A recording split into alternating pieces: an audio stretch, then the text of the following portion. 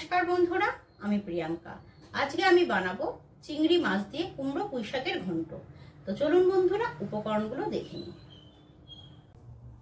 কেটে রাখা পুঁই শাক, কুমড়ো, আলু, মূলো, বেগুন, চিংড়ি মাছ, কাঁচা লঙ্কা, আদা, রসুন, পেঁয়াজ, নুন, হলুদ, কাশ্মীরি লাল লঙ্কার গুঁড়ো, জিরে গুঁড়ো, পাঁচফোড়ন, শুকনো লঙ্কা, তেজপাতা, সর্ষের তেল আর সামান্য চিনি। চিংড়ি মাছগুলোকে সামান্য নুন আর হলুদ দিয়ে মেখে রেখেছি। এখন আমি গরম তেলে চিংড়ি মাছগুলোকে 2 মিনিটের জন্য ভেজে নেব।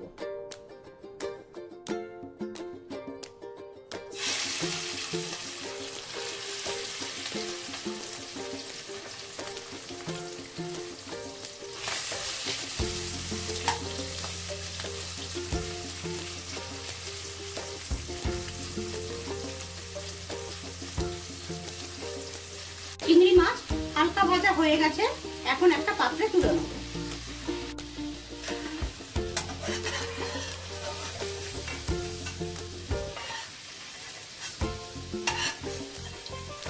এই গরম তেলেই আমি এখন পাঁচফোড়ন, শুকনো লঙ্কা আর তেজপাতা দিয়ে দেবো।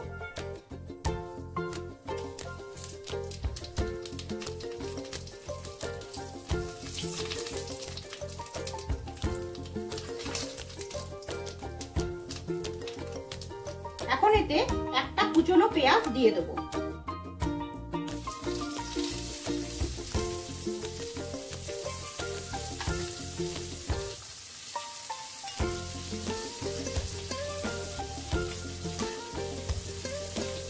পেঁয়াজ হালকা ভাজা হয়ে গেছে, এখন এতে রসুন, কাঁচা লঙ্কা আর আদার একটা পেস্ট বানিয়েছি, সেটা দিয়ে দেবো।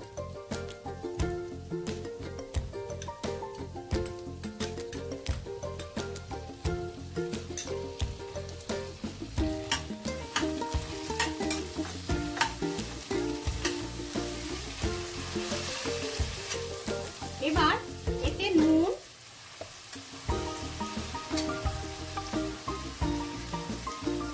স্বাদ অনুসারে নুন, হলুদ, কাশ্মীরি লাল লঙ্কার গুঁড়ো,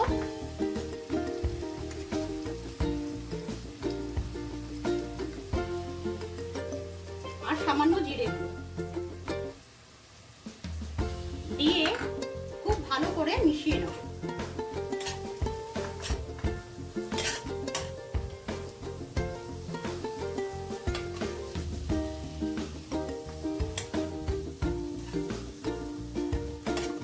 মশলাটা যাতে পুড়ে না যায়, ওই জন্য সামান্য একটু জল এতে দিয়ে দেবো।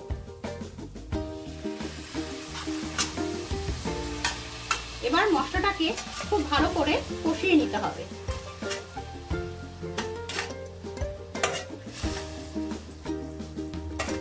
মশলাটা খুব ভালোভাবে কষানো হয়ে গেছে, এখন আমি এতে কেটে রাখা সবজিগুলো দিয়ে দেবো।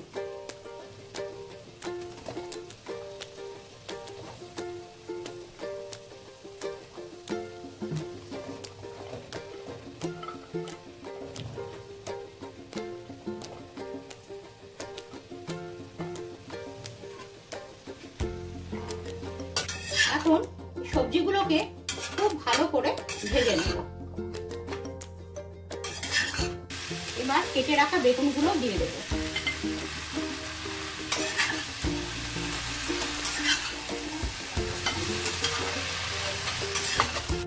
এখন সামান্য একটু জল দিয়ে সবজিগুলো সেদ্ধ না হওয়া পর্যন্ত আমি ঢেকে দেব।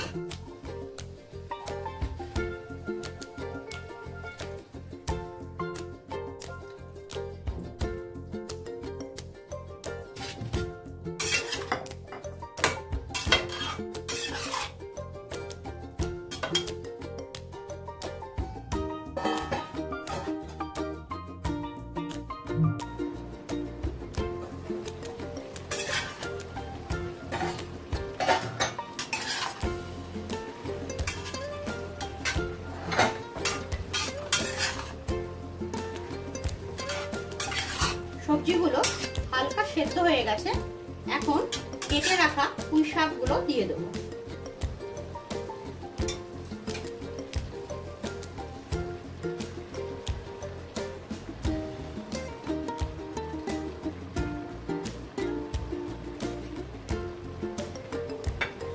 খুব ভালো করে মিশিয়ে আবার আমি কিছুক্ষণের জন্য ঢেকে দেবো। সবজিগুলো খুব ভালো করে মেশানো হয়ে গেছে, এখন কিছুক্ষণের জন্য ঢেকে দেবো।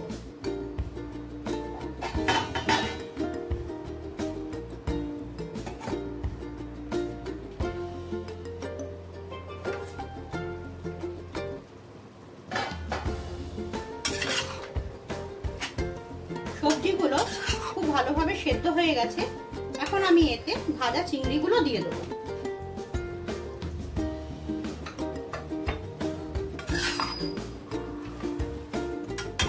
খুব ভালো করে মিশিয়ে নেব।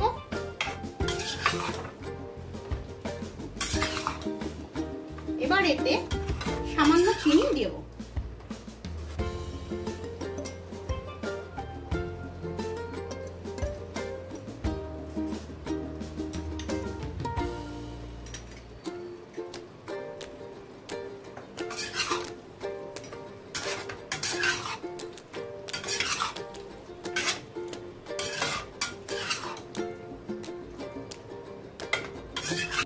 বাস বন্ধুরা, চিংড়ি মাছ দিয়ে কুমড়ো পুঁইশাকের ঘন্ট রেডি। চিংড়ি মাছ দিয়ে কুমড়ো পুঁইশাকের ঘন্ট রেডি। আপনাদের যদি আমার এই রেসিপিটি ভালো লাগে তাহলে একটি লাইক, শেয়ার ও কমেন্টসের মাধ্যমে জানাবেন। এরকম আরো নতুন ভিডিও দেখতে হলে আমার চ্যানেলটিকে সাবস্ক্রাইব করুন। ধন্যবাদ।